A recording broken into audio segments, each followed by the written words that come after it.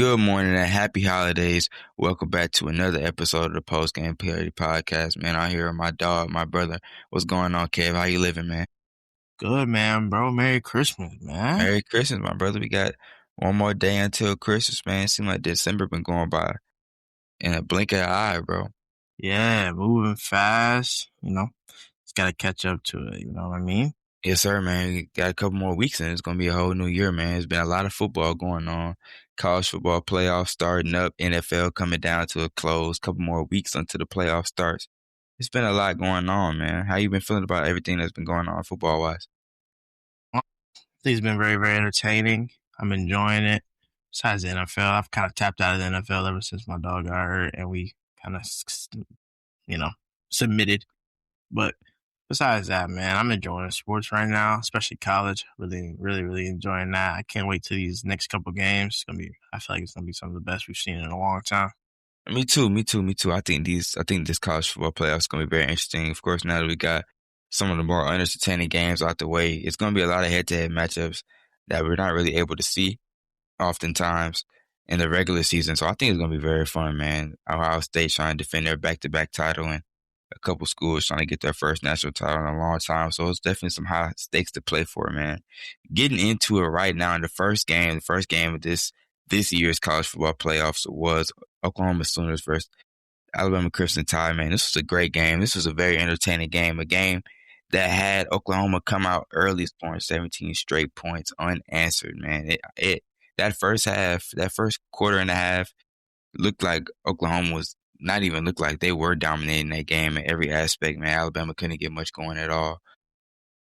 But they found a way, man, scoring 17 straight points to tie the game up before halftime with a crucial interception from Xavier Brown, along with a couple touchdowns and a field goal along the way, prevailed them to a 34-24 victory against the Oklahoma Sooners, man. And I feel like it's a good amount to take away from this game. Alabama will be playing Indiana in the Rose Bowl on January 1st. That's going to be a very interesting matchup. I know a lot of people will have Indiana winning that game, man, but I think Alabama can hold their own, and I think we could pull out a win against them, man.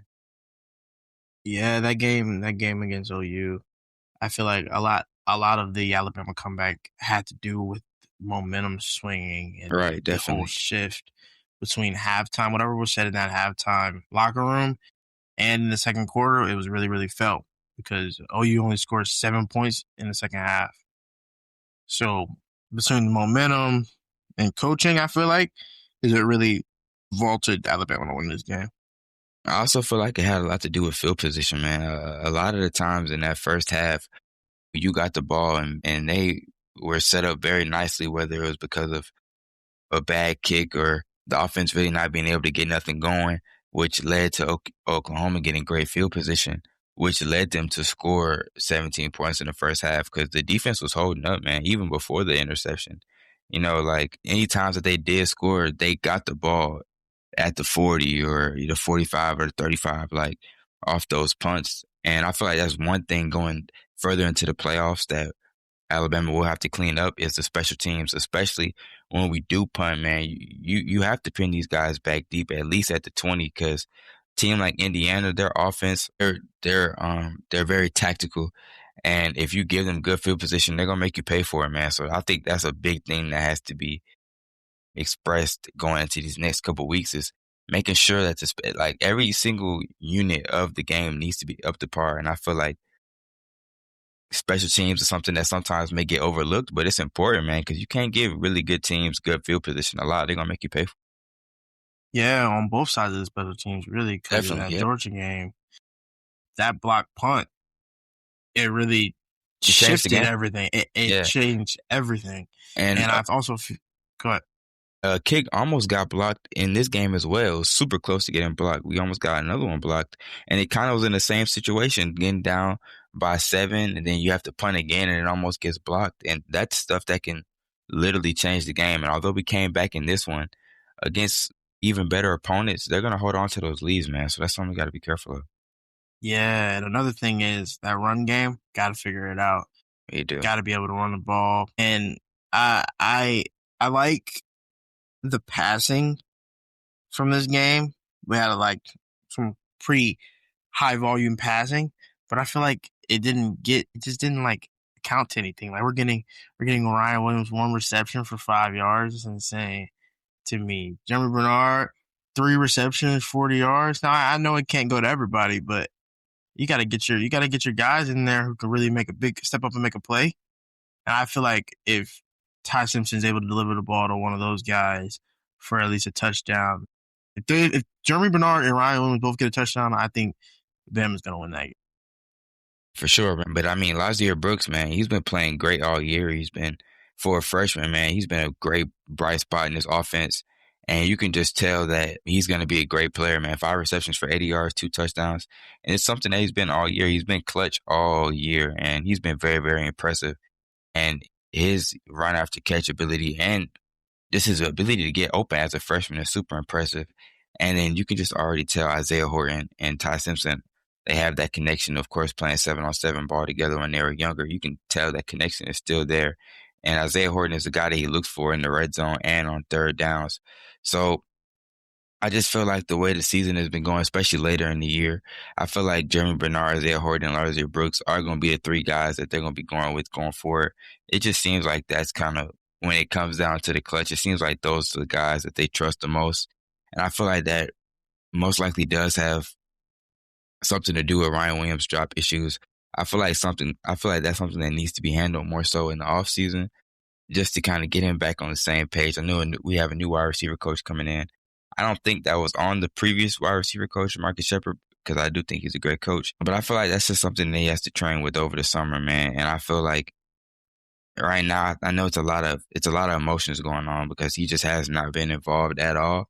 And of course, you see other guys getting involved. Like this was the best our offense. Like this was the best game offensively. Number one, Ty Simpson has had 18 completions on 29 attempts for 240 yards and 2 touchdowns. Like previously in these last couple of weeks, he hasn't played well. He hasn't been efficient, and it kind of looked the same way in that first half. But I feel like in the second half, we were able to stretch the field more. You seen him actually being able to take those deep shots like the one he took to Isaiah Horton late in that third or fourth quarter. And then, of course, the one to Lazier Brooks for his second touchdown of the game.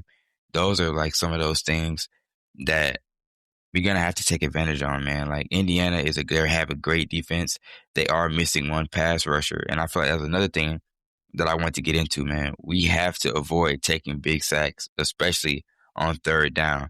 I feel like the biggest key to being able to stay competitive and winning this game is you have to keep third down manageable, man. And that's something that we have struggled to do, especially as of late. We have struggled with sacks. We have struggled for tackles for losses, especially with the run game not really being up to par. It makes it harder to convert those third downs, even the short ones, because when you don't feel like you can run the ball on 3rd and 2, it definitely sets you up for failure. Yeah, I gotta agree. I think my take on Alabama, bro, is that when they're on, and they can beat any team in here. So I just feel like they just have to consistently be on. Yeah. Defense has been playing great. They have to keep that up. Offense, they gotta find it and they gotta stick with it, and they just have to be consistent. If they're consistent, they can beat anybody. I feel like that's the biggest thing, like you said, man.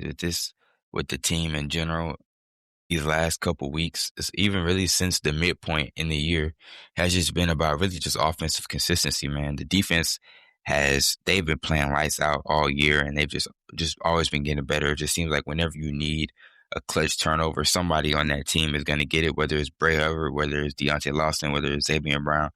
Those guys have showed up all year, and I'm very impressed with that group. I feel like it's a group that next year they're only going to get better. Got some great recruits coming in. I'm sure it's going to be some great transfer additions. You know, it's going to be some guys going to the NFL, but I'm sure you won't have a problem replacing talent. But like you said, I feel like it's just going to come down to the offense and how consistent they can be, because the defenses are only going to get better from here. We're only going to go against better teams from here. And the biggest thing is get on the board early, man. I feel like when you play Indiana, those first 2 drives are very crucial, because I feel like you're going to have to come away with points. Because in one of those first 3 drives for Indiana, they're probably going to come down with points. That's a very efficient offense. And, like, of course, they've shown that, of course, going against Ohio State, that they can be stopped and that it can come down to a close game with them. They've had some games where it's been low scoring. but you have to capitalize on that. And another big thing, man, is turnovers. I feel like we're gonna need to win the turnover battle. This game, we didn't turn the ball over at all. Alabama is set. They're 7-1 this year when they win the turnover margin, man. So I feel like that's going to be a super important thing with them. Is just keep it third down, short and manageable, and winning the turnover battle. And I think if we can do that, along with getting the run game going at least a little bit to the point where they can respect it, I feel like we can win that game, man. Definitely. Speaking of Bama, and since we're talking about Ty Simpson, do you think Ty Simpson is going to declare for the draft this year, or do you think he's going to come back? I feel like it's very dependent on the rest of this playoff run. I know a lot of people are looking at this game and having it be a deciding factor, but I definitely don't think it will ever be a deciding factor until you have played your last game. I feel like this game was a step in the right direction. It showed that he can handle pressure from different situations like the one he was in. Of course, he still has a lot to grow, but that's basically with almost every single prospect in this draft coming up. It's not a perfect prospect in here anywhere. But I think if he plays like how he played in the first round for the rest of the draft, I think he would declare. I think the only way he does come back is if we lose a game and he underperforms. But I think the last game was a step in the right direction for him going to the draft. So I do think he will go. All right. I want him to go. I want to see Keaton Arnold. Yeah, man, I know, but me too, man. And I'm a fan of both, and I love Ty Simpson. And last game, I feel like he really showed why. I feel like he really showed what we saw at the beginning of the year, man. The touch. I feel like he plays better when we're speeding the game up, man. And when we speed it up, and it kind of allows him not to think about it as much, just to play freely, and you can really see how talented he is, man. He's got a talented arm. We saw that on display, man. He's able to make plays out of the pocket. Like, he did that all night in that second half, and I was very impressed. That was the most decisive. That second half was the most decisive he's played in a very long time. So that gave me a lot of hope going forward. So, especially with Oklahoma, that was a good, like, Oklahoma had a great defense, and they got their best pass rusher back that game. So that definitely impressed me for him. I was very impressed with him that game. Ty Simpson. Hope Yeah, man. If he does declare, what round do you think he's going? I think if he declares and he plays like how he just played in that last game, he can go late first round. I honestly do think so. I think it'll be in the 30s or maybe in the 20s, depending on who has that pick down there. I think it's either late first round or high second round for him, man. I don't really see him slipping any further than that, especially because the QB draft class isn't the best, man. So I definitely think he can go in that late first round, early second round. I don't think that's a reach. Moving on, man, to another game that might have caught people by surprise, man. The Miami Hurricanes versus Texas A&M. This was a game that I feel like people thought was going to be more offensive focused and was going to be one of those high-scoring games that you see from Miami sometimes, that you see from Texas A&M. But it was a defensive battle, man. Miami Hurricanes get the late win against Texas A&M 10-3. Miami scores on a touchdown late. Texas A&M gets the ball back, and Marcel Reed, unfortunately, throws his second interception of the game on the goal line, man. I feel like in this fourth quarter, it was a very crazy game, and I feel like this game kind of summed up Texas A&M season. They had a really, really good team and a really, really good roster, a great defensive line, great wide receiver room, and a good quarterback as well. But I feel like a lot of the times in the clutch, it came down to seeing what Marcel Reed could do, and he definitely showed that he has. Of course, he already declared before the game that he was coming back, but he definitely showed that he has a lot to improve on, man. And just the mechanics and keeping those turnovers at a minimum is definitely part of it. Like, even in that goal line throw, man, like, that play is open, but you have to get it out earlier or you can't go with it at all. And I feel like a lot of the times, even throughout the year where you just saw, it's like, you definitely can see he has to be better if Texas A&M wants to be better next year. I think last episode you said the only way Texas A&M wins this game is all dependent on how Marcel Reed plays and how he plays down in the clutch and if he can limit the turnovers. I think that's actually verbatim of what you said. Yeah. And you're 100% right. It costed them the game. It was a great game. It was a great defensive game. But that did cost them the game, ultimately. And Miami, man, the guy that pulled through for them, Mark Fletcher, man, 17 carries for 172 yards, man, 56 yard run, which kind of put them in position to score that touchdown before after the Malachi Tony fumble. Man, Malachi Tony guy has been elite for them all year. I know you could see it on the sideline. He was super down about that fumble, so I'm glad he was able to come back later in the game and get them the go ahead touchdown. Man, I know that was a super emotional moment for them. And a guy that's had turnover problems in the past, Carson Beck, 14 for 20 in this game for 103 yards and 1 touchdown. And I feel like this game was kind of just about really just not turning the ball over, man. Your defense has been getting stops all game, getting the ball back to you. The biggest thing for Carson Beck, and I know me and you have talked about this even before the podcast, was like when you are on a team like Miami that's filled with playmakers, man, the biggest thing is you just not being it and just not turning the ball over in clutch situations. And Miami will go on to play Ohio State on the 31st, if I'm not mistaken. And that game is going to come down to the same thing, in my opinion. I feel like this is going to be, this is a stingy Ohio State defense. They don't give up much, especially in the red zone. And Miami's going to have to control the pace of the game. This is two teams that are top 10 in pacing and top 10 in controlling the ball and having time of possession. So the biggest thing for them is just going to have to be, bro, you're going to have to control the game. Ohio State has shown that they'll run the ball. They'll bleed the clock on you. And number one, that defense is going to have to get clutch stops down the stretch. And number two, Miami's going to have to take care of the ball. I think Carson Beck is capable of that. And he showed that he was this game. Only 6 incompletions. Most of it was really unable. Offense wasn't able to get anything going vertically, honestly, which is why they kind of started depending on the run game. But still, just not turning the ball over, man. Most of the times when you have explosive playmakers like this, like Malachi Tony is going to have a game. Of course, Mark Fletcher is going to be consistent in the run game. It's just about just keeping the ball in the offensive hands for longer so you can have that time of possession win. Because if Ohio State keeps the ball for most of the game, they're going to win. Yeah, I can say for this next game, Miami and Ohio State, I feel like the main mission of this game for them should be they have absolutely nothing to lose except the game. I feel like they gotta go in there with an empty-minded mindset. I feel like they can't go in there and be like, oh yeah, it's Ohio State, we're gonna lose. Obviously, they're not gonna go in like that, but I feel like they have to go in there with we gotta drop everything to try to win this game. We have to try everything in our bags of tricks to win this game. It's gonna be a very tough game for Miami. It is gonna be a very tough game. And not to take away, go ahead. And not to take away from Miami, man, because they have a really, really great defense as well.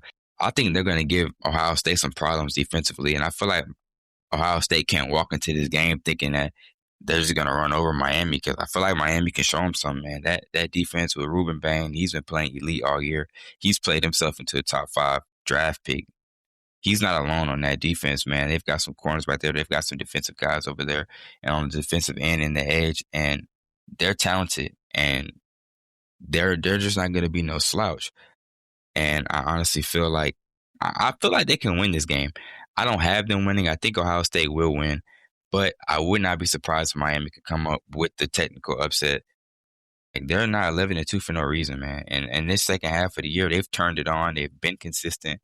They've found a running game. They've kept the pass game alive. They've limited the turnovers, and their defense has been playing like how they've been playing all year. So if they can control what they need to control while being able to limit those explosive playmakers like Jeremiah Smith and Carnell Tate and Bo Jackson that Ohio State has, man, I think they can win. But in order for them to win, a lot of things are going to have to go right. And turnovers is definitely going to be the one that's going to have to go right for them. If they lose a turnover battle, they will not win this game. Did you see that Ryan Day is going to take over the play calling? I did. And that's something that doesn't really surprise me as much. With Brian Hartline leaving and going to USF, it's kind of preparing you for next year. And I know Ryan Day already has a whole lot on his plate, but I feel like it might have some stuff to do with just not really knowing where Brian Hartline's head is. And, you're trying to control being the next head coach for a whole other program, keeping recruits, handling the transfer portal, handling all the stuff, the staff and stuff, you really don't necessarily know if he's all the way locked in. And I'm not saying, of course, he'd be a guy that will go out there and not really give his all to the game. If he's done it for this long, coming off a national championship, I know he will. But it's also just preparing Ryan Day for next year, and something that if they don't get, you can still have an offensive coordinator, but maybe that's something that he wants to do in the future, is controlling the offensive plays depending on which offensive coordinator you get next year. So this is a small step. Their offense is powerful enough.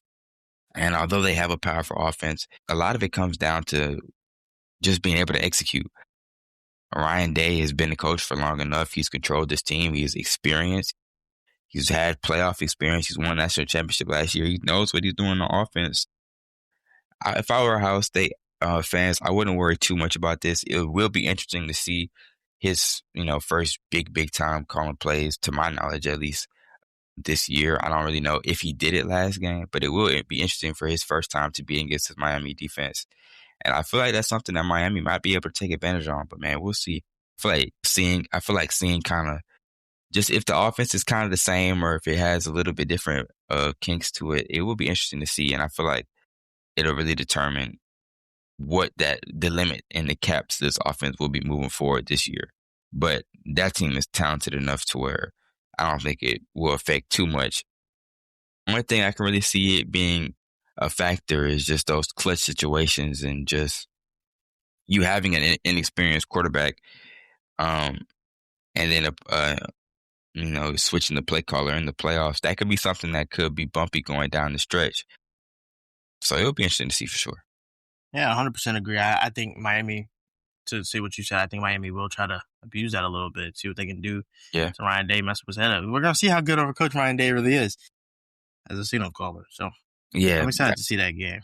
Me too. I think that's going to be a really, really good game. That is going to be, I feel like that might be game of that week, simply because like this is two really, really good teams. This is two complete teams going against each other in a neutral field. It's going to be very, very impressive to see. And I think Miami might be able to shock some people. I don't know, man. Yeah, we're definitely going to see. I'm excited. Yep. Moving on to see his next couple games, man. These are the two games. Kind of, it really wasn't nothing much to go on. So we're not going to stay on these for too much longer. But you got Ole Miss getting the 41-10 win over Tulane, and you have Oregon getting the 51-34 win against James Madison. Now, one thing that I did take away from this Mississippi game, that although it is against Tulane, it did seem that the offense, of course, not much changed. I don't think the departure of Lane Kiffin will be as much of an effect. I don't think it had much effect on this game. I feel like their offensive coordinator was experienced enough. He's been under Lane Kiffin enough, and he's been in the offense enough to where he can call a game like this. It'll be interesting to see going into playing Georgia. Now that will be the real test for me to see how this offense is going to look. This game, they were super efficient, no turnovers. Trinidad Chambliss, 23 for 29, 280 yards. They basically got whatever they wanted. And I don't think that really surprised many people. Kewan Lacey had another great game. He's a really, really great back, man. This game, he had 15 carries for 87 yards. Trinidad Chambliss had 2 touchdowns on the ground. Ole Miss controlled this game for the entire game. And not really much to see here, man. Yeah, it was not much to see at all. Going into this game, I do still have Georgia. I got Georgia. I think Georgia will win by 2 touchdowns. That defense, Kirby Smart, they've played already, number one. And I know the saying is always, it's hard to beat a good team twice. And although I do agree, it is also hard to game plan against Kirby Smart's defense twice. And I feel like we definitely saw that in the Alabama-Georgia game. Like, when Kirby Smart sees what you're doing once, it's very, very hard to come into the game with that same game plan strategy going into the next game. He's been around too long. He's too experienced. That staff, they know how to control the game. They know how to break you down defensively. And I honestly feel like that's what they're going to do. Ole Miss has some firepower. They have a lot of firepower on offense. Of course, Trinidad Chambliss and company. I don't think, of course, they're no slouch. But this is a different type of defensive coordinator we're talking about, man. We're talking about one of the best coaches to ever do it, especially in this era. He's had championship experience, won 2 back-to-back. Like, he's not new to this. And Georgia, they're trying to get back to the national championship, bro. And they see Ole Miss as, of course, they're in the way. So Yeah. I feel like if Georgia controls what they need to control and they do what they need to do, I think they're going to control this game for a majority of it. I can see Ole Miss putting up a fight for that first half, but that second half, as Georgia seems like they always does to teams, I feel like they're going to suffocate Ole Miss in the second half. And I see at least a victory by 10 plus. 10 plus? Yeah. I'm going to be honest with you, bro. 3 touchdowns. Talk to me. You said 3 touchdowns? 3 touchdowns, yeah. I wouldn't be surprised. I wouldn't be surprised, man. Like, I feel like college football is so crazy because you can come out in a team like this and something crazy happen, like Ole Miss will mess around and win the game, man. But I think if Georgia controls what they need to control, bro, it's going to be in the third quarter, the game will be decided, in my opinion. Yeah. Moving on to the last game, and oh no, go ahead. What you was about to say something? Oh no, I was just about to say, yeah, I got Georgia by a landslide. I'll be honest.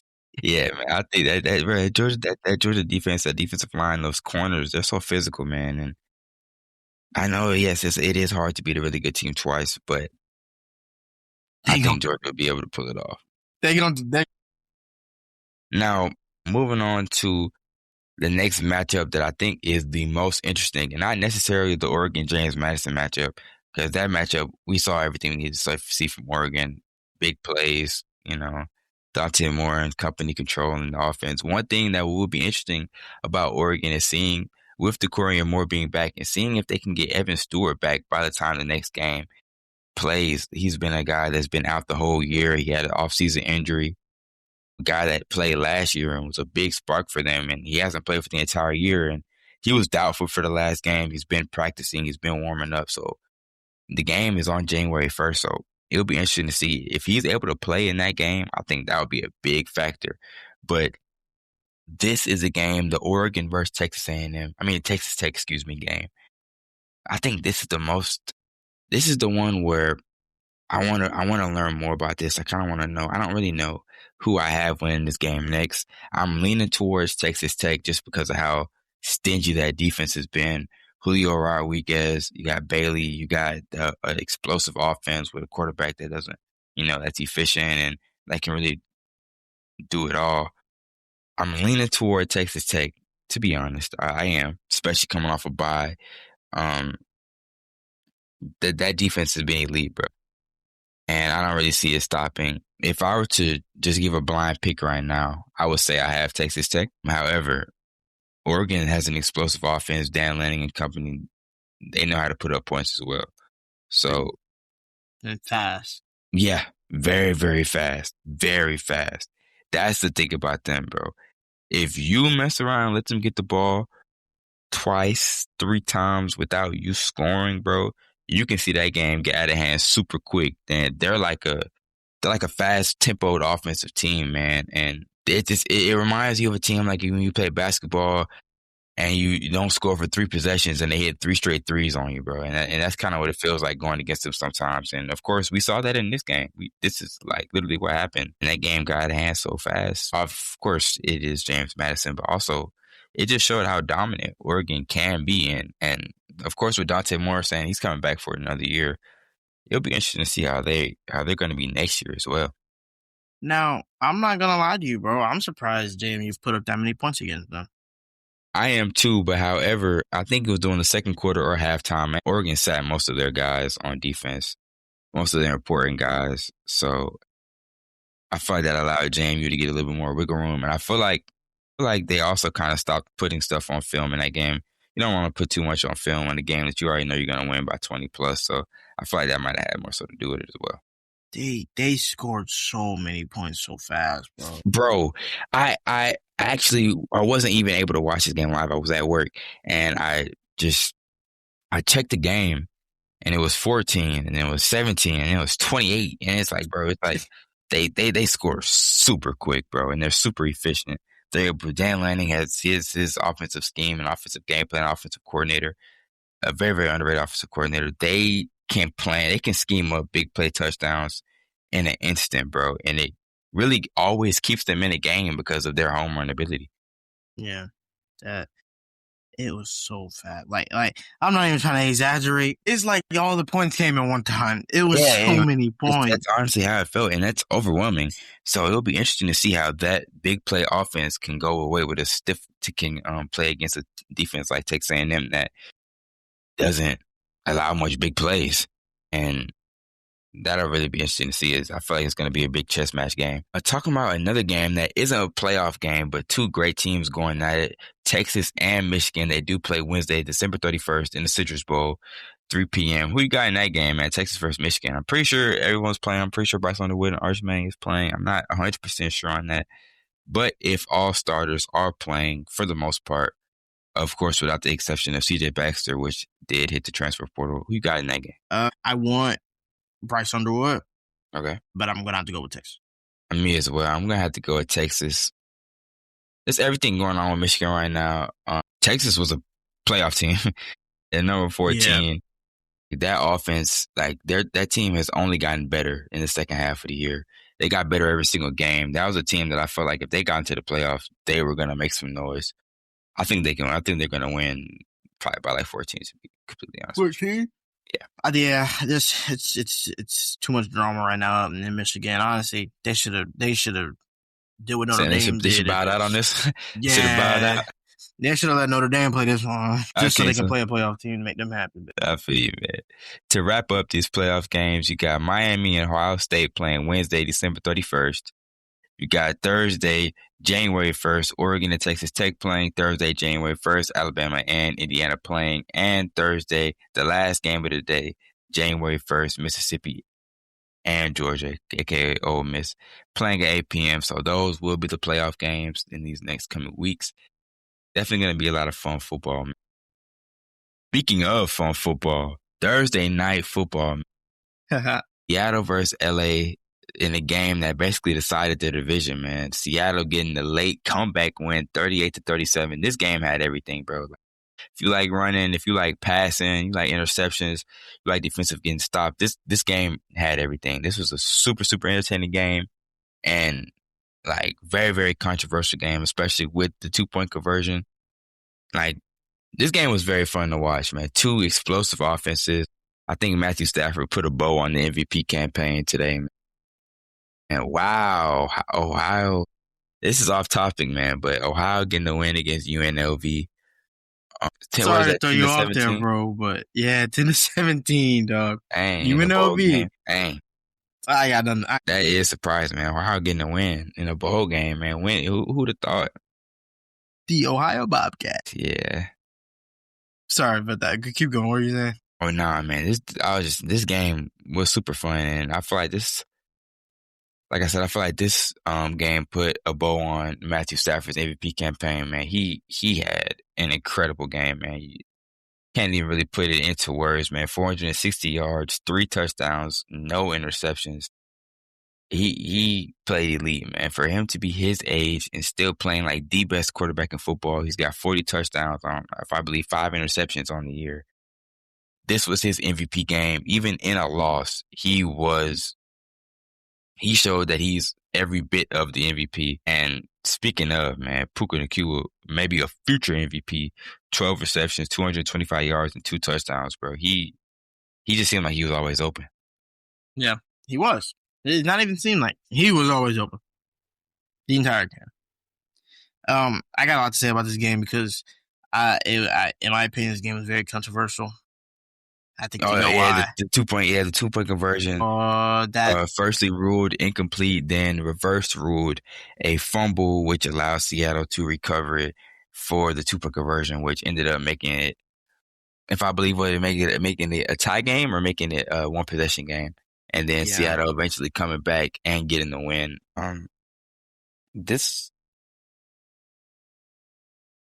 I don't like games being decided like that because I feel like it had a major everything and between momentum and points. It changed the entire pace in the game.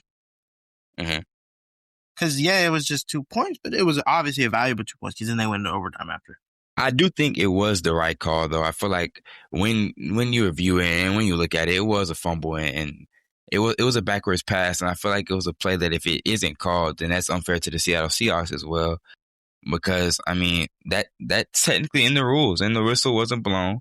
So I feel like the refs made the right decision. It's just kind of one of those things where you don't really want to see a game, be just not really necessarily decided, but in that way. I don't know, man. I could have swore I heard a whistle, boy. I was watching that game. I could have swore I heard the whistle.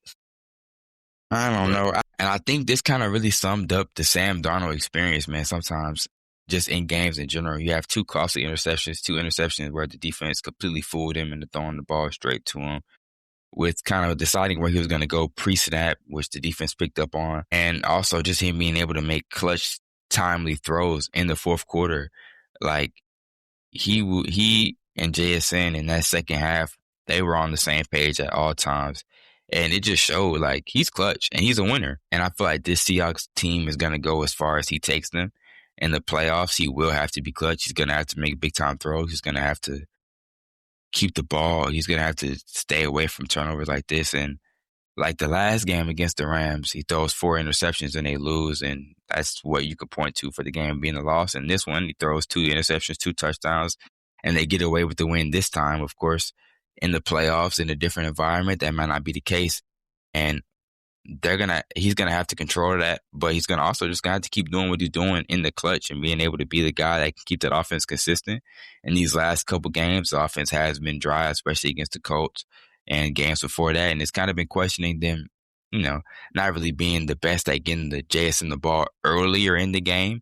They've been a team that in these last couple of weeks hasn't put up many points in the first quarter. I don't think they've had before this game. I don't think they had a touchdown in the first quarter in their last couple games. It's really just been field goals. And with the high power offense like this, you really wouldn't expect that. So them just getting back to scoring points, 38 to be exact, is something that if I was a Seahawks fan, I'd really be excited about that going into the playoffs, and just staying consistent and limiting turnovers is going to be a big thing for them. Yeah, I'm still kind of salty about this one, bro, because I'm not the biggest Seahawks fan. I'm not a big Sam Darnold fan. They snuck away with this win. They lucky. Hey, man, this was a good game. Nah, it was a great game, though.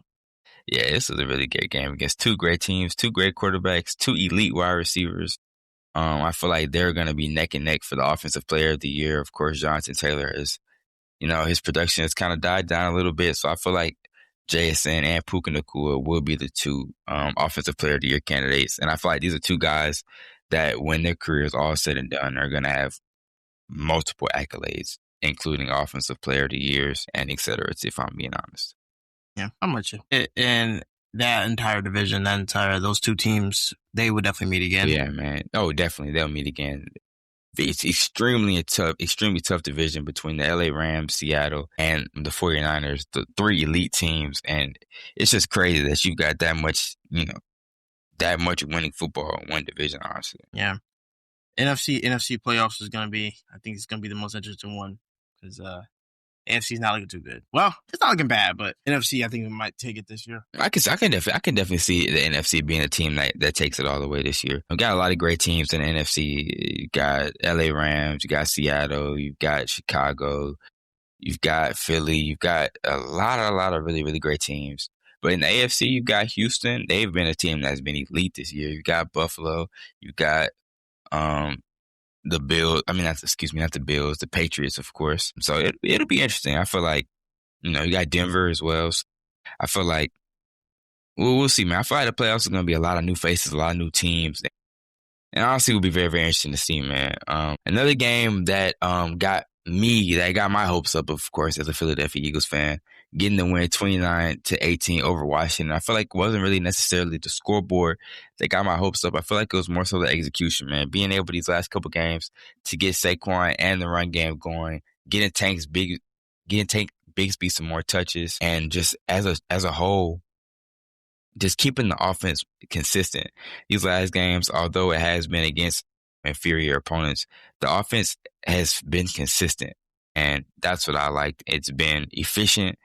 It's been executing on third downs. It's getting the run game going early. Saquon having some of his best games as of late, kind of breaking off to more of those explosive runs that we're used to him seeing. And that's been something that's been super encouraging, man. And Tanks Bigsby is a guy that, like, even when he's gotten touches in like blowout situations, he's been impressive. He's been a guy that's made the most of his opportunity. So I hope going into the playoffs, we can give him some more touches. I'm not necessarily saying it should be a split backfield situation, of course, with how elite Saquon is. If he can be a guy that we can get maybe 7 carries a game, I feel like he can make the most of those carries, man. But I've been super impressed with how we've bounced back from the loss. Saquon having 21 carries for 132 yards and a touchdown. Like he's been playing really great. AJ Brown we've been feeding him the ball as of late, 9 receptions for 95 yards. Smitty getting into the end zone today. Like those are things that we're gonna need going forward. And of course, just Jalen Hurts just limiting turnovers, playing efficient, but also managing the game and just kind of just being able to control the game, which he's always, in my opinion, done a good job of. But just limited turnovers and playing decisive is the biggest thing. When the Eagles play decisive, they're a really hard team to beat. So I feel like that's going to be the biggest thing moving forward, just being decisive.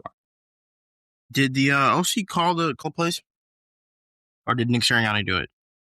I'm sure. I think the OC called plays. I know the clip that was coming out that made it seem like Nick Sirianni was calling plays. I think he might have called that play for the touchdown. But I mean, just from coming out of his mouth, he said that the offensive coordinator is still calling plays. So I got to go with what he's saying. So I think that touchdown play he might have called, which kind of got people a little bit confused. But I think for the most part, he's still calling plays. Okay. I think I mean, like, and the offense has picked up, and I feel like, next game you play the Bills, so that'll be your big test to see if it was just, you going against lesser opponents, or if this was actually something that you can keep up and be consistent with. Yeah, I'm excited for that game. Definitely, because I like the Eagles, always will, even though but I've always liked the Eagles, one, as a team, and two, I love everybody on the Eagles. So I'm interested. I'm not really 100% sold on y'all yet, to be honest with you. Me as well. I can't say, oh yeah, for sure. Me neither. Not even as a fan. Yeah.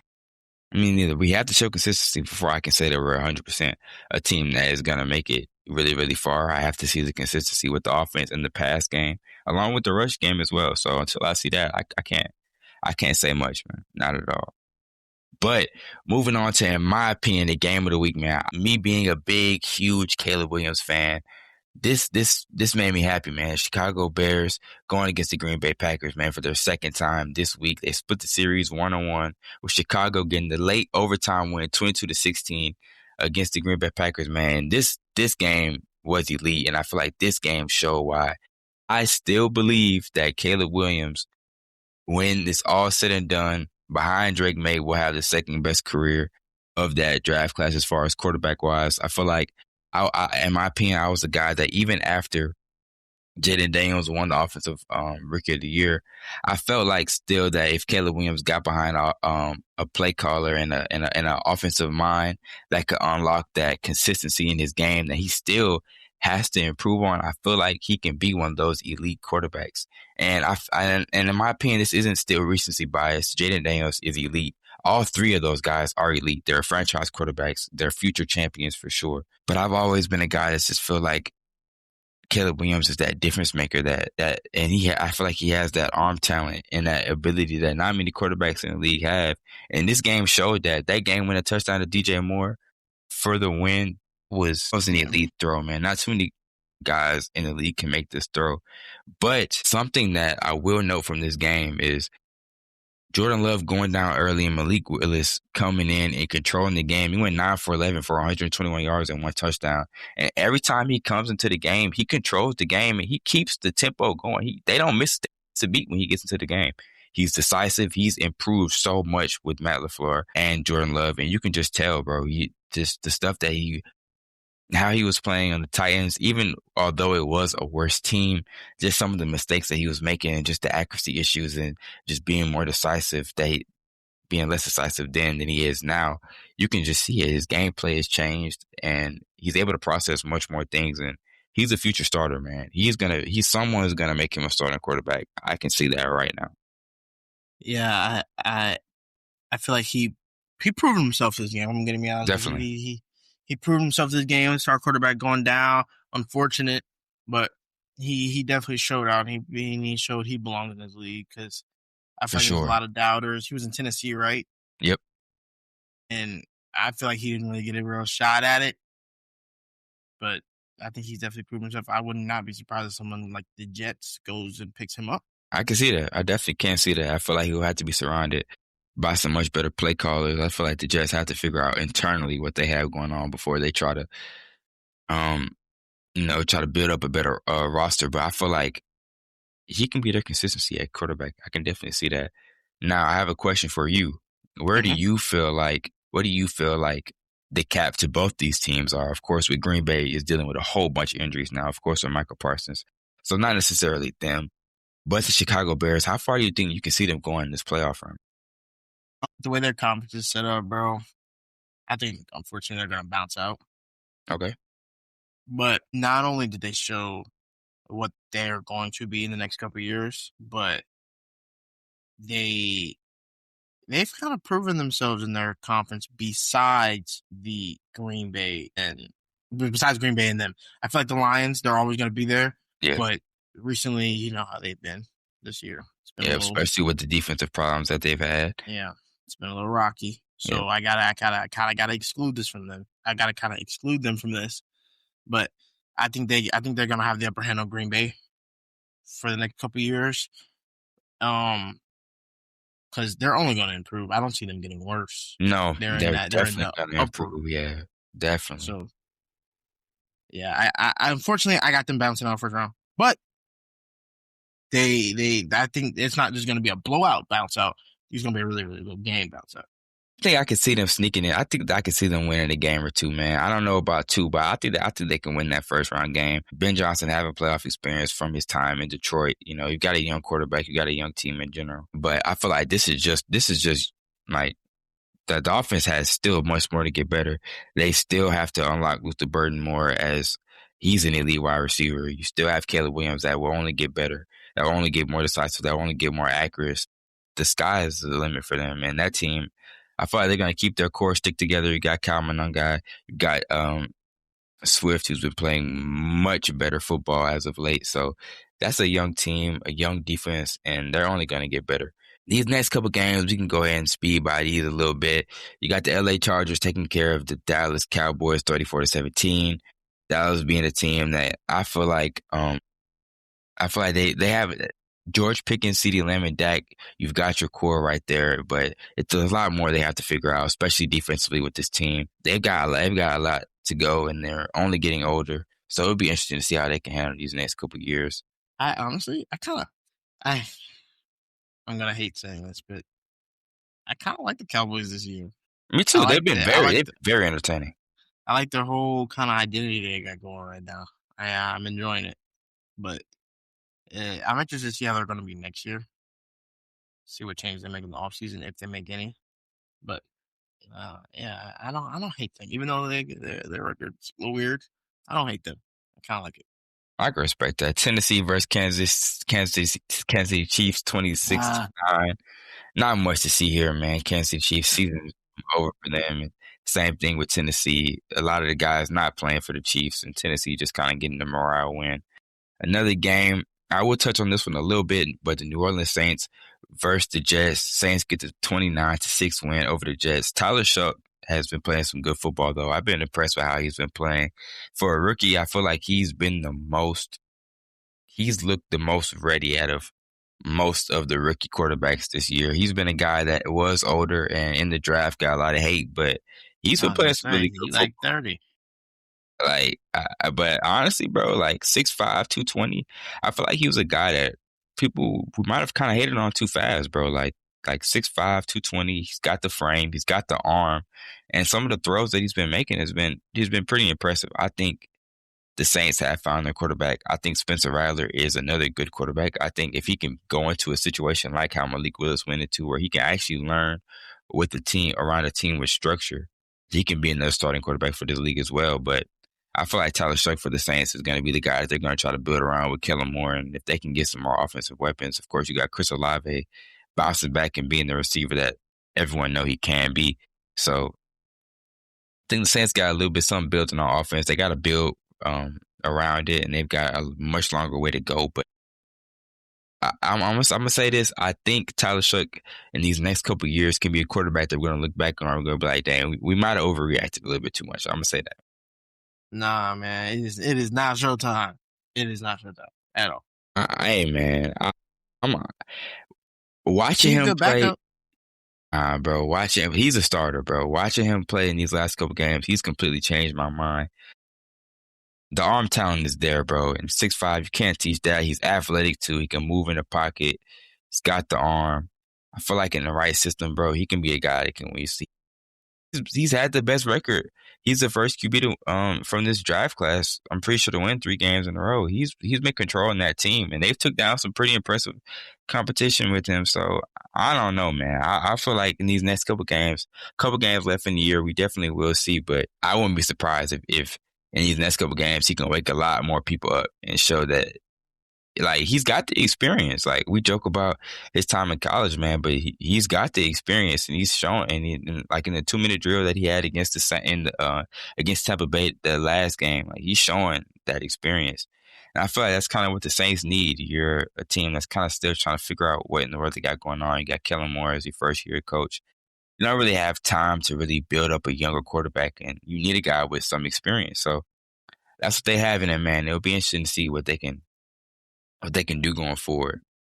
Another game that doesn't really have too much impact on anything. You got Minnesota versus the New York Giants. Giants season really over with them. They have to find a new head coach. And Jackson Dart, it seems like since Brian Daboll has been gone, that Jackson Dart's play has completely decreased. I feel like a lot of the things that people talked about on Brian Daboll, one thing you can't take away from him is he loved Jackson Dart, and you can tell he bought into him. And not really just because of Jackson Dart saving his job, but just I feel like he was able to have a scheme that fit Jackson Dart more. Like, when you see like kind of how he's being used now, it's kind of really limiting his ability. I feel like, honestly, like, I feel like with the injuries that he's had, man, it's kind of a catch-22 in my opinion, because you want to give your starter more reps, but you also want to preserve him for next year when you get your star wide receiver back, or you could potentially get some more guys free agency, get some better offensive line help. And of course, you're going to have a new head coach. I heard Marcus Freeman has been in the mix for that job. I'm not really sure that.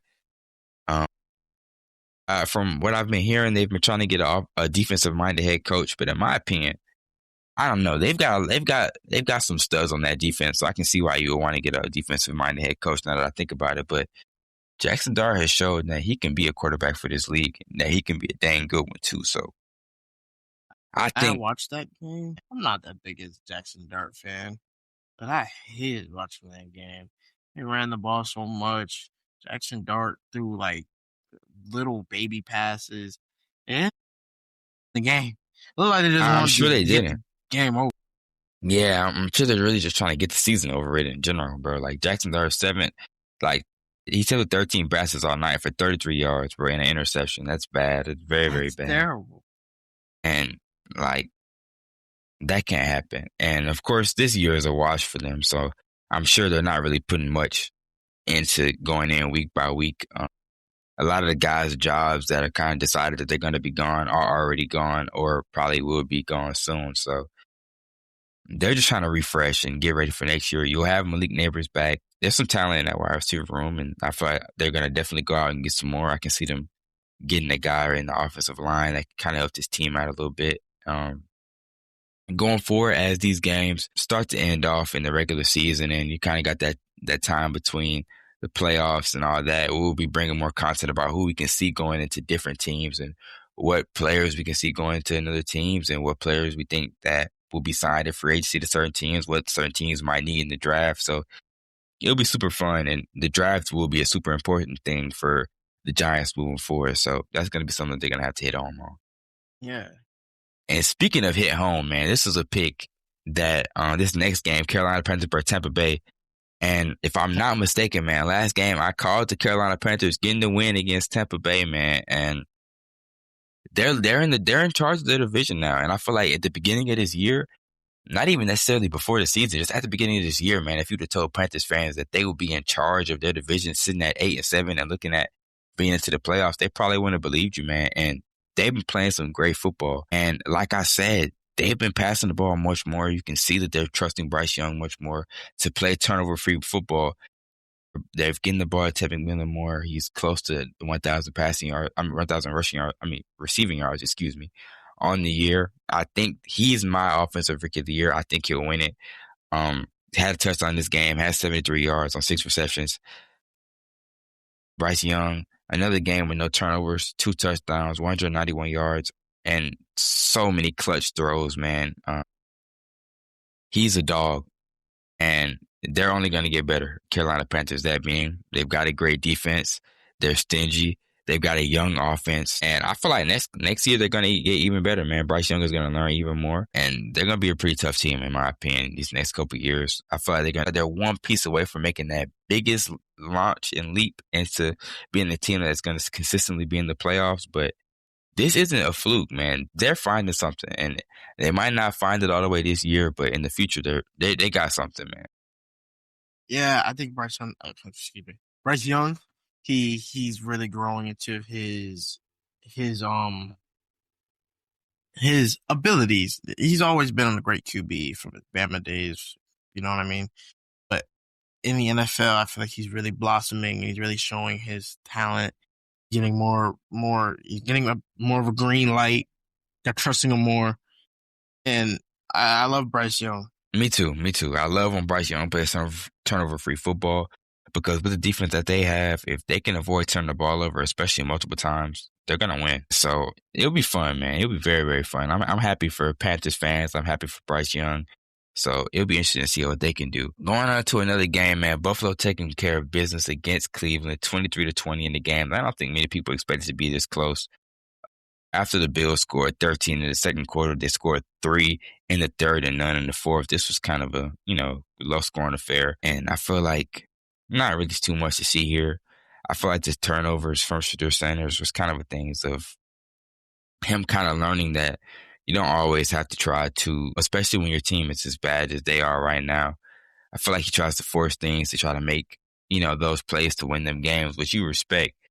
But going into these next couple of years where they're going to be trying to build an offense, and if they are going to try to build it around him, man, he's got to learn to take care of that football more. And I'm looking forward to see a game this year that he plays some clean football, no turnovers, a couple touchdowns. But the most positive thing is just seeing his pocket presence, man. He avoided a lot of sacks that game that he turned into first downs on his legs with his legs. So that's impressive. I feel like he's still QB1 going forward. I was Cleveland Browns fans, I wouldn't be too worried about this. This is just growing pains from a young quarterback trying to figure things out. Yeah. I think the biggest takeaway for me from that game was Myles Garrett. I think he needs one more sack. Yep, he needs one more sack. He got a half last game, so he needs one more sack, and then that'll be it.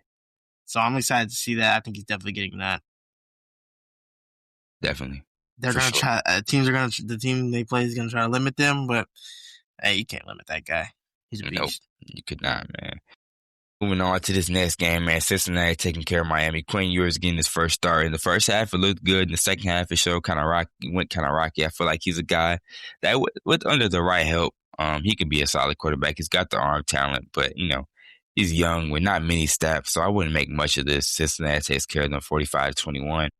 Jacksonville Jaguars getting a 34-20 win against Denver. I feel like this was just Lincoln showing why the Jacksonville Jaguars are 11-4, man. He completely outcoached Denver. This is a very, very impressive game. Trevor Lawrence has been playing great football as of late against a really great Denver team. This was impressive. I like this from Jacksonville. Of course, Trevor Lawrence, 3 touchdowns, 280 yards. Bro, this is what they need from him. This is the type of football that they need from him. I feel like I would still love to see Brian Thomas get involved a little bit more in this offense. It'll be interesting to see what they can do with him next year. I don't know. A lot of people are talking about them moving him. I don't think that's something that they'll do. I feel like he's too young, too talented to just pass up on him. I don't know if he's a guy that just doesn't fit in Combs' system. It'll be interesting to see if like how they can try to involve him maybe in the playoffs and next year. I just think he's too dynamic to move, especially in your second year. I feel like I'd still give it a shot for a couple more years before I try to move. I think they just have too much like raw talent on that team between their new addition, Jacoby Myers, Great Parker addition. I think that Washington. was the addition that when it happened, I said that would be a very clutch addition for them. He's a dog, bro. I love Jacoby Myers. I think between all that, it's just gonna be kind of hard to see where he fits in. And it's kind of like, I'm gonna be honest, bro. It's kind of like that Ryan Williams situation where you got the three guys and you got your quote unquote best guy. If you really think about it, you got your best guy on paper. It and it's just, I don't know, man. It's just trying to fit him into the offense. I think it's gonna be a little difficult. And I can see them moving him for some pieces. He'll have a lot. For sure. And there's a lot of teams around the NFL that need a guy like his. Need a guy that is as talented, as him. So that'd be interesting to see. But that, like you said, that offense has a lot of talent between whatever they're gonna do with Travis Hunter, whether he's gonna play offensively or defensively. You got Jacoby Myers. For right now, you got Brian Thomas. You got Trevor Lawrence when he plays decisive in football, like how he's been playing. I feel like he's adjusting to that lean calm system, and he's starting to become more of that passer that we saw in college and that we see glimpses of every year. But with him, it's just going to be just consistency. Moving on to the next game, Atlanta take care of business against Arizona. Arizona 3-12 on the year, man. They're just ready to get this year over with. Houston taking care of business against the Las Vegas. Ashton Jeanty played a great game this game, though. I feel like this was one of his most encouraging games, and this is a game that we all know that he can do. 24 carries for 128 yards and a touchdown, and another receiving touchdown with 60 yards. This is just Ashton Jeanty at his finest. The contact balance from college is still there. He's still the same player in a worse offensive line. I still feel like he just wasn't a guy that right now that the Raiders needed. But now that they have him, and if they can build that offensive line up, and they've got a long way before I feel like they can play competitive football. But he's definitely a piece and a step in the right direction for them winning games. And he just showed a glimpse of why I think he can be one of the best running backs in the league. To be honest, Houston, even though they're on that great winning streak, they're playing great football. This game was not it. This game does not show that your team's playoff ready. I can see that. But I will say, man, that defense, they suffocate guys, and it actually did surprise me that they gave up this many yards on the ground. But I wouldn't think too much in this game. I thought this might have been a game that they came in underestimating their opponents. And, I feel like the Raiders might have kind of made them pay for it a little bit, making this game close. I don't like seeing the Raiders succeed. Glad they lost. Yeah, man, and then of course having CJ Stroud back for the stretch, and I feel like going into next year, if their offense can get back, I feel like a lot of people forgot. It'll be interesting to see how Tank Dell comes back and how he is for next year, or if he is able to play next year. But like that'll be interesting to see, man. You've got the rookie for them. You've got Nico Collins. Of course, you still got CJ Stroud. So they can be fun going forward. And that defense is young, other than like Danielle Hunter.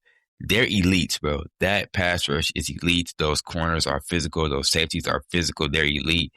They've got the perfect head coach for it. So, like I said, bro, they're elite. And defense wins championships. Of course, the saying that everyone knows, defense wins championships. And I feel like it's all going to come down to if that offense can balance that defense out, because they need to help each other out. Yeah, and I feel like that's just going to be the biggest thing, man. That defense is going to create turnovers. They're going to have sacks. They're going to suffocate opponents. It's always going to be if that offense can finish them off. They gotta execute fully to the fullest extent. Can't have great defense unless like on offense. Not at all. You have a similar situation to the Chiefs. Yep, I can definitely see that. Pittsburgh Steelers are getting a surprise. This was a win that kind of surprised me a little bit. Getting the win over the Detroit Lions, 29 to 24. Detroit falling to 8-7. I feel like this is not something that people saw this coming into this year, man.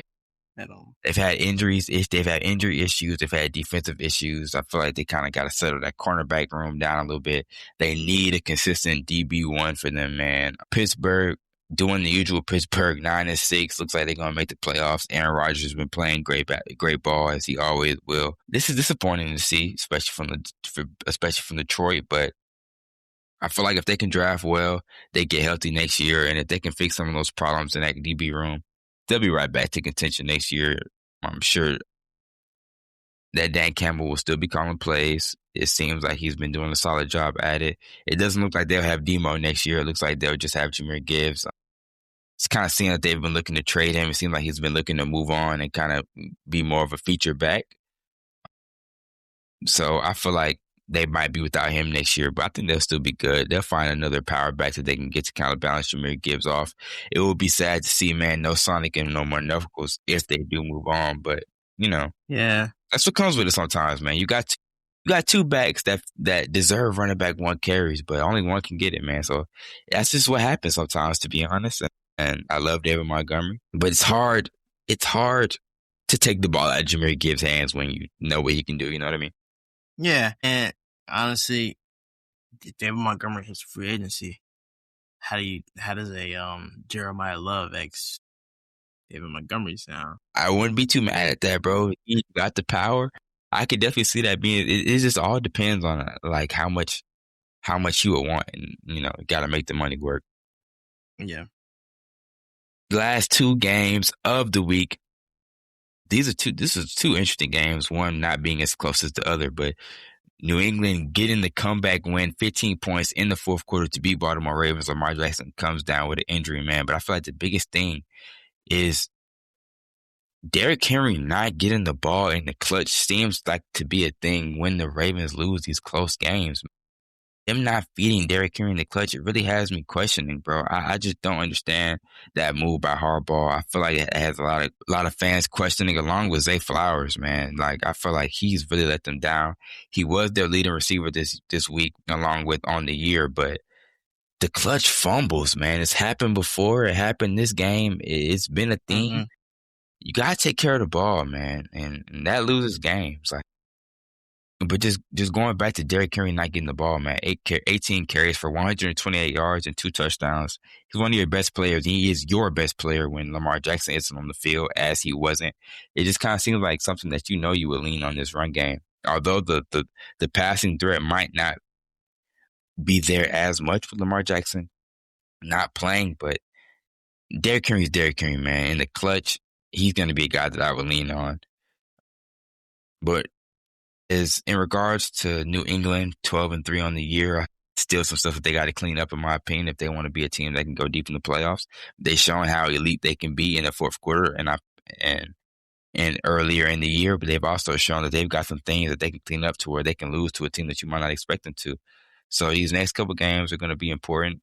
Last game they probably won't play because they might have it locked up, but with Mike Vrabel probably, in my opinion, going to win Coach of the Year. He's flipped his team. Drake May's playing at an elite level. He's going to be a guy that's only going to get better. He's got some of the best pocket presence in the league, man. Watching him throw and watching him play in general, you see how much of a great quarterback he's going to be. 380 yards on the day with 2 touchdowns and an interception.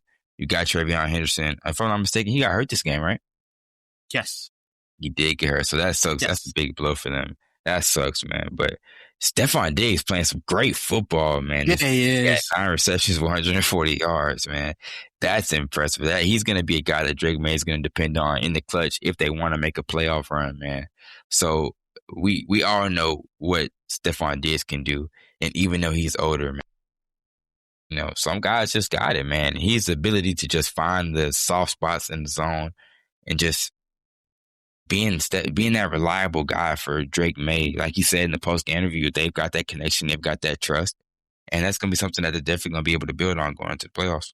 My biggest thing with the Ravens, I'm going to start with the Ravens. Okay. Zay Flowers, he has 2 touchdowns on the year.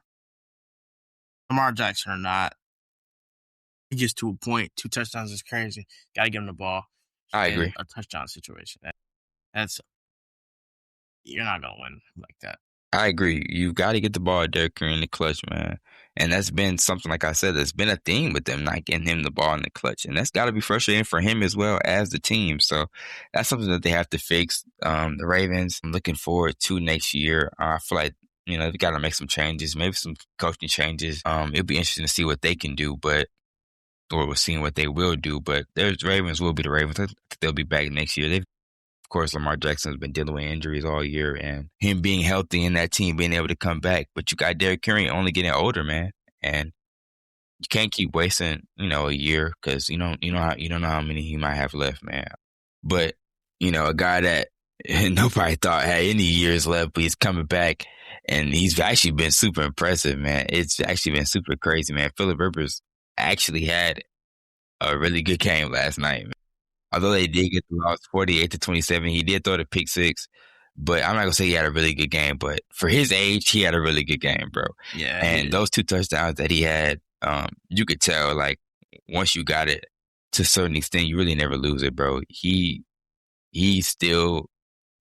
can still tell he has the knowledge of the game, bro. Like, you can still tell that he has the anticipation. Like, the arm might not be there, but you can still see, even the way he's scanning the field and passing the ball, you can tell that he still got it. And he knows where the ball's supposed to be. He knows where his guys are supposed to be. He knows where he's supposed to put it. So it was fun, man. 23 for 35 for 277 yards and 2 touchdowns and an interception. It was impressive, and it's fun watching him throw the ball. It's hilarious watching him drop back and throw the ball, man. I'm not going to lie, we ain't being that old, man. I'm going to say one thing, bro. I feel like this is something that people don't talk about as much, bro. Indianapolis has some really good receivers, bro. Even with Tyler Warren, Michael Pittman, Josh Downs. I love Josh Downs, man. But another guy that I really, really like, he's going to hit free agency this year. And I feel like if he does go to another team, he could be a guy that's going to shock a lot of people. And that's Alec Pierce, man. He's 6'3", 211, and he's a jump ball specialist, bro. If you watch him, he's elite vertically. And of course, with Jonathan Taylor, not necessarily with Jonathan Taylor, getting a lot of the attention for this offense, but a lot of that comes with the ability of teams knowing that the Colts can stretch the field, man. And I feel like it's shown these last couple games with the inconsistency at quarterback. When teams don't believe with that big play threat, man, Jonathan Taylor has not been playing good at all, and I don't think it's necessarily his fault. But I feel like it definitely shows that it takes more than one player in the offense like this to make this thing run, man. This game, he had 16 carries for 46 yards. He had a touchdown, but he's no longer the rushing leader, man. I feel like if you'd have told people 4 weeks ago that Jonathan Taylor wouldn't be the rushing leader by the end of the year, they would have told you you're crazy, bro. So, yeah. Look what it looks at you all types of sideways. Seriously, man. Bro. The Colts have went from a team that's the last undefeated team to a team that's almost 500 on the year. So it'll be interesting to see what they can do for the end of the year. You're gonna have Daniel Jones, excuse me. But them going into the playoffs, if they can sneak into the playoffs, and if they could, maybe figure something out to where they might be able to win a game. I don't really see it happening, but I think this would be another what-if year for them that was riddled with injuries, and kind of just going to have to leave that optimism going into next year, man, and hoping you can make something work. Yeah, I gonna go ahead and chalk the season up for them. Me as well. Phillip Rivers, great guy, 50 years old. It's over. Season's over. Hate to say it. It's over. Not making the playoffs. Well, not going to go deep in the playoffs if they make the playoffs. And honestly, I'm not trying to sound like that guy, but Indiana sports, something's always bound to go wrong. Yeah, it does seem like Indiana, whenever they play, they are riddled with injuries in sports, man. But I don't know. I feel like it is a tough situation, and I do feel bad for them, man. You lose your quarterback at that point of the year, and it just all kind of falls downhill for them. But like you said, man, going to these playoffs, you got a lot of new faces, a lot of new teams, a lot of great teams that have gone from really bad to really good really, really soon, man. And it'll be interesting to see how these last couple games go and how the playoffs go, man. We'll be here for it all. We'll be pushing out episodes, especially coming deep into this playoffs with the college football and NFL, NBA, Christmas games. Like it's a lot going on in sports right now, and it's super fun. It's just really the prime time of the year for all the sports that are going on, and it's going to be super fun getting into this competitive football games. And we'll have our predictions for how we think the playoffs are going to go, how the college football playoffs, how we think they're going to go, and the draft, all that type of stuff, man. It's gonna be super fun, and can't wait to get into it. Yes, sir, man. I'm excited. Yeah, it's gonna be really, really interesting. I can't wait to share it with you, man. Yes, sir. What is this, man? It's Christmas. Year's Yes, almost sir. over. Yes, sir, man. Don't have too much longer in this year, man. New year will be started very, very soon, man. Yeah. Is our next college football game, is it? It'll be December 31st? 31st. Yep, December 31st, and then it will be New Year, man. So it'll definitely be fun. Yes, sir. We'll have this content pushing out for y'all, and we're gonna make it fun. We're gonna have a lot of fun with it, and we're gonna stay consistent, man. So we appreciate y'all rocking with us. We appreciate y'all showing love. We're gonna get a love back, man. Everyone have a happy holidays. Yep, happy holidays. Happy holidays from PGC. Wait, hold on. I'm gonna just go ahead and say it, bro. Start of the new year. Look out for us, man. We got something big coming up. Something big coming up, man. We're gonna have a lot of fun with it. Yes, sir. Like you said, happy holidays, happy new year. Holidays.